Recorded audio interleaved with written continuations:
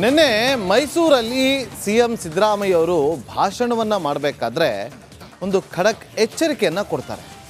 ನನ್ನನ್ನೇನಾದರೂ touch ಮಾಡಿದ್ರೆ ಕರ್ನಾಟಕದ ಜನ ಸುಮ್ಮನೆ ಇರೋಲ್ಲ ಅಂತೇಳಿ ಆ ಒಂದು ಎಚ್ಚರಿಕೆ ಕೊಟ್ಟರಲ್ಲ. ಆ ಎಚ್ಚರಿಕೆ ಯಾರಿಗೆ ಕೊಟ್ಟಿದ್ದು? ಬಿ ಜೆ ಪಿಗ, ಕಾಂಗ್ರೆಸ್ ಹೈಕಮಾಂಡ್ಗ ಅಥವಾ ಇಡಿ ತನಿಖೆಗ? ನಿನ್ನೆ ಮೈಸೂರಿನಲ್ಲಿ ಎಚ್ಚರಿಕೆಯನ್ನು ಕೊಟ್ಟಿದ್ದರು ಸಿಎಂ ಸಿದ್ದರಾಮಯ್ಯ ಅವರು. ಪಕ್ಷದೊಳಗಿನ ಹಿತಶತ್ರುಗಳಿಗೆ ಸೇರಿಸಿಯೇ ಎಚ್ಚರಿಕೆ ಕೊಟ್ರ.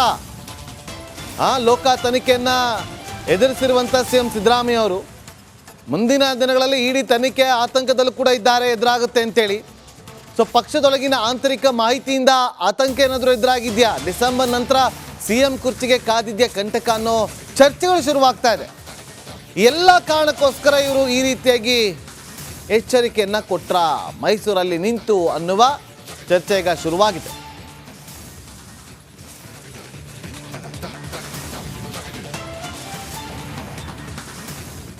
ಅದಕ್ಕೆ ಒಟ್ಟಿಮುನಿಯವರಿಗೆ ಸಿದ್ದರಾಮಯ್ಯ ಎಲ್ಲ ಬಡವರು ಎಲ್ಲ ಕೊಟ್ಬಿಡ್ತಾ ಇದ್ದಾರೆ, ಹೆಂಗಾರ ತಗಲಾಕ್ಬಿಡ್ಬೇಕು ಅಂತೇಳಿ ಪ್ರಯತ್ನ ಮಾಡ್ತಾರೆ.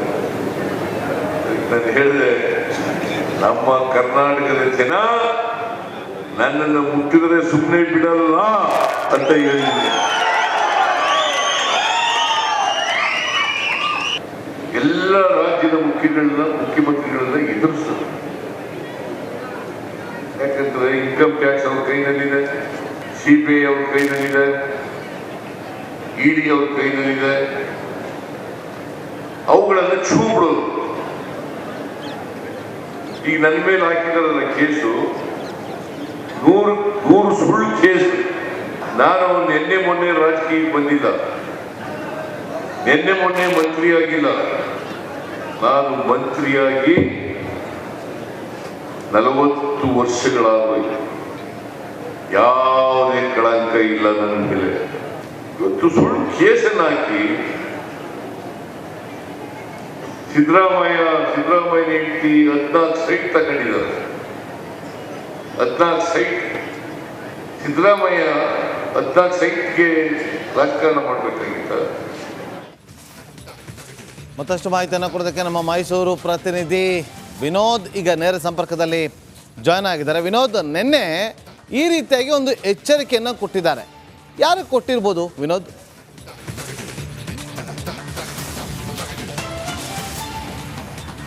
ನಾಗೇಂದ್ರ ಬಾಬು, ಈಗಾಗಲೇ ಕಳೆದ 2 ದಿನಗಳಿಂದ ಸಿಎಂ ಸಿದ್ದರಾಮಯ್ಯ ಅವರು ಮೈಸೂರು ಪ್ರವಾಸದಲ್ಲಿ ಹಮ್ಮಿಕೊಂಡಿದ್ರು. 3 ಪ್ರಮುಖ ಕಾರ್ಯಕ್ರಮಗಳಲ್ಲಿ ಭಾಗಿಯಾಗಿದ್ರು. ಈಗಾಗಲೇ ಶಂಕುಸ್ಥಾಪನೆ ಮತ್ತು ವಿವಿಧ ಫಲಾನುಭವಿಗಳಿಗೆ ವಿತರಣೆ ಕಾರ್ಯಕ್ರಮದಲ್ಲಿ ಭಾಗಿಯಾಗಿದ್ರು. ನಿನ್ನೆ ಸಂಜೆ ನರಸೀಪುರದಲ್ಲಿ ಒಂದು ಸಮಾವೇಶದಲ್ಲಿ ಮಾತನಾಡಿದಂತಹ ರೀತಿ ನೋಡ್ತಾ ಇದ್ರೆ ಬಹಳ ಸ್ಪಷ್ಟವಾಗಿ ಈಗಾಗಲೇ ಸ್ವಲ್ಪ ಪಕ್ಷದೊಳಗಿನ ಹಿತಶತ್ರುಗಳಿಗೆ ಜೊತೆಗೆ ಕಾಂಗ್ರೆಸ್ನ ಹೈಕಮಾಂಡ್ಗೆ ಈ ಒಂದು ಸಂದೇಶವನ್ನು ರವಾನಿಸಲು ಯಾವುದೇ ರೀತಿಯಾದಂಥ ಅನುಮಾನ ಇಲ್ಲ. ಯಾಕಂದರೆ ಈಗಾಗಲೇ ಲೋಕಾಯುಕ್ತದಲ್ಲಿ ತನಿಖೆ ನಡೆಸಿದ್ರು. ಆ ಒಂದು ಸಂದರ್ಭದಲ್ಲಿ ಸಿದ್ದರಾಮಯ್ಯನವರು ಯಾವ ರೀತಿಯಾಗಿ ಸಿಟಿ ಹಾಕೊಂಡು ಹೊರಗೆ ಬಂದರು ಅಂದರೆ ಸ್ಟೇಟ್ ಸಿಲೆಬಸ್ನ ಪರೀಕ್ಷೆಯಲ್ಲಿ ಪ್ರಶ್ನೆ ಪತ್ರಿಕೆ, ಉತ್ತರ ಪತ್ರಿಕೆ ಎಲ್ಲವೂ ಕೂಡ ಲೀಕ್ ಆಗಿತ್ತು. ಸೊ ಹೀಗಾಗಿ ಆ ಟೆನ್ಷನ್ನಲ್ಲಿ ಅವರು ಪಾರಾಗಿದ್ದರು. ಆದರೆ ಮುಂದೆ ಬರ್ತಾ ಇರುವಂಥದ್ದು ಸೆಂಟ್ರಲ್ ಸಿಲೆಬಸ್ ಏನೋ ಪರೀಕ್ಷೆ ಇದೆ. ಸೊ ಹೀಗಾಗಿ CBSE ಪರೀಕ್ಷೆಯನ್ನು ಫೇಸ್ ಮಾಡೋದಕ್ಕೆ ಸಿದ್ದರಾಮಯ್ಯರು ಕೂಡ ಒಂದು ರೀತಿಯಲ್ಲಿ ಮುಜುಗರ, ಗೊಂದಲ ಎಲ್ಲವೂ ಕೂಡ ಇದೆ.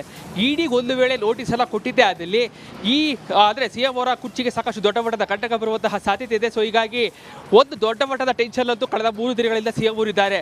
ಸೊ ಹೀಗಾಗಿ ಜನರನ್ನ ಒಂದು ರೀತಿಯಾಗಿ ಒಗ್ಗೂಡಿಸುವಿಕೆ ಜೊತೆಗೆ ಹಿಂದುಳಿದ ವರ್ಗದ ನಾಯಕರಾಗಿ ಬಿಂಬಿಸುವುದಕ್ಕೆ ಜೊತೆಗೆ ಎಲ್ಲವನ್ನು ಕೂಡ ಮನಗಂಡಂತಹ ಸಿದ್ದರಾಮಯ್ಯನವರು ನಿನ್ನೆ ಕೊಟ್ಟಂತಹ ಒಂದು ಸಂದೇಶ ನಿಜಕ್ಕೂ ಕೂಡ ನಾವು ಕೂಡ ಅಲ್ಲಿ ಕೂತಿದವರಿಗೆ ನಿಜಕ್ಕೂ ಕೂಡ ಆಶ್ಚರ್ಯ ಆಯಿತು. ನನ್ನನ್ನು ಮುಟ್ಟಿದರೆ ಈ ರಾಜ್ಯದ ಜನ ಸುಮ್ಮನೆ ಬಿಡೋದಿಲ್ಲ, ಹುಷಾರ್ ಅಂತ ಹೇಳಿ ಒಂದು ರೀತಿಯಾದಂತಹ ಎಚ್ಚರಿಕೆಯನ್ನು ಕೊಟ್ಟಿದ್ದಾರೆ. ಎಲ್ಲೋ ಒಂದು ಕಡೆ ಡಿಸೆಂಬರ್ ನಂತರದಲ್ಲಿ CM ಅವರು ಬದಲಾವಣೆ ಆಗ್ತಾರೆ, ಕುರ್ಚಿ ಚೇಂಜ್ ಆಗುತ್ತೆ, ಈ ರೀತಿಯಾದಂತಹ ಮಾತುಕತೆಗಳು ಪಕ್ಷದೊಳಗೆ ಕೇಳಿ ಬರ್ತಾ ಇರೋ ಹಿನ್ನೆಲೆಯಲ್ಲಿ ಪಕ್ಷದೊಳಗಿನ ಹಿತಶತ್ರುಗಳಿಗೆ ಜೊತೆಗೆ ಕಾಂಗ್ರೆಸ್ನ ಹೈಕಮಾಂಡ್ಗೆ ಒಂದು ಸ್ಪಷ್ಟವಾದಂತಹ ಸಂದೇಶವನ್ನು ರವಾನೆ ಮಾಡಿದ್ದಾರೆ.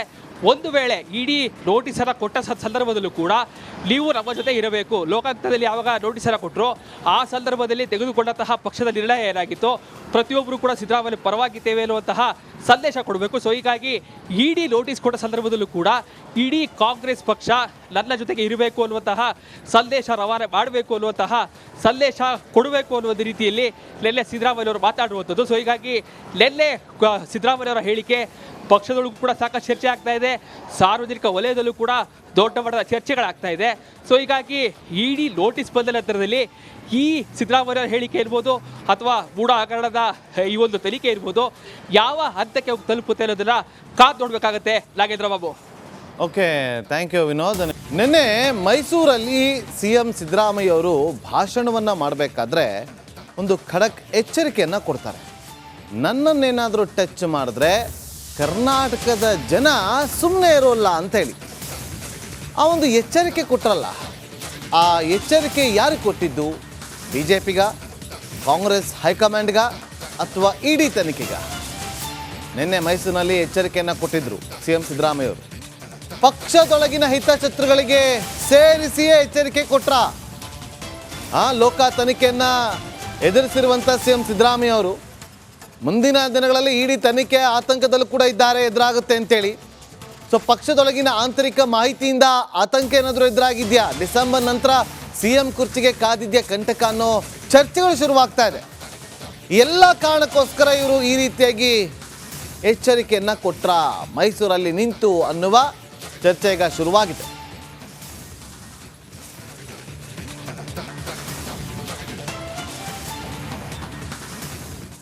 ಅದಕ್ಕೆ ಟಿವಣಿಯವರಿಗೆ ಸಿದ್ದರಾಮಯ್ಯ ಎಲ್ಲ ಬಡವರಿಗೆಲ್ಲ ಕೊಟ್ಬಿಡ್ತಾ ಇದ್ದಾರೆ, ಹೆಂಗಾರ ತಗಲಾಕ್ಬಿಡ್ಬೇಕು ಅಂತೇಳಿ ಪ್ರಯತ್ನ ಮಾಡ್ತಾರೆ. ನಾನು ಹೇಳಿದೆ, ನಮ್ಮ ಕರ್ನಾಟಕದ ಜನ ನನ್ನನ್ನು ಮುಟ್ಟಿದರೆ ಸುಮ್ಮನೆ ಬಿಡಲ್ಲ ಅಂತ ಹೇಳಿದ್ದೆ. ಎಲ್ಲ ರಾಜ್ಯದ ಮುಖ್ಯಮಂತ್ರಿಗಳನ್ನ ಎದುರಿಸೋದು. ಯಾಕಂದ್ರೆ ಇನ್ಕಮ್ ಟ್ಯಾಕ್ಸ್ ಅವ್ರ ಕೈನಲ್ಲಿದೆ, CBI ಅವ್ರ ಕೈನಲ್ಲಿದೆ, ಇಡಿ ಅವ್ರ ಕೈನಲ್ಲಿದೆ. ಅವುಗಳನ್ನ ಛೂ ಬಿಡೋದು. ಈಗ ನನ್ನ ಮೇಲೆ ಹಾಕಿದಾರಲ್ಲ ಕೇಸು, 100 ಸುಳ್ಳು ಕೇಸು. ನಾನು ನಿನ್ನೆ ಮೊನ್ನೆ ರಾಜಕೀಯಕ್ಕೆ ಬಂದಿಲ್ಲ, ನಿನ್ನೆ ಮೊನ್ನೆ ಮಂತ್ರಿಯಾಗಿಲ್ಲ. ನಾನು ಮಂತ್ರಿಯಾಗಿ 40 ವರ್ಷಗಳಾಗೋಯ್ತು. ಯಾವುದೇ ಕಳಂಕ ಇಲ್ಲ ನನ್ನ ಮೇಲೆ. ಇವತ್ತು ಸುಳ್ಳು ಕೇಸನ್ನು ಹಾಕಿ ಸಿದ್ದರಾಮಯ್ಯ ಹೇಳ್ತಿ 14 ಸೈಟ್ ತಗೊಂಡಿದ್ದಾರೆ. 14 ಸೈಟ್. ಸಿದ್ದರಾಮಯ್ಯ 14 ಸೈಟ್ಗೆ ರಾಜಕಾರಣ ಮಾಡಬೇಕಾಗಿತ್ತ? ಮತ್ತಷ್ಟು ಮಾಹಿತಿಯನ್ನು ಕೊಡೋದಕ್ಕೆ ನಮ್ಮ ಮೈಸೂರು ಪ್ರತಿನಿಧಿ ವಿನೋದ್ ಈಗ ನೇರ ಸಂಪರ್ಕದಲ್ಲಿ ಜಾಯ್ನ್ ಆಗಿದ್ದಾರೆ. ವಿನೋದ್, ನಿನ್ನೆ ಈ ರೀತಿಯಾಗಿ ಒಂದು ಎಚ್ಚರಿಕೆಯನ್ನು ಕೊಟ್ಟಿದ್ದಾರೆ. ಯಾರಿಗೆ ಕೊಟ್ಟಿರ್ಬೋದು ವಿನೋದ್?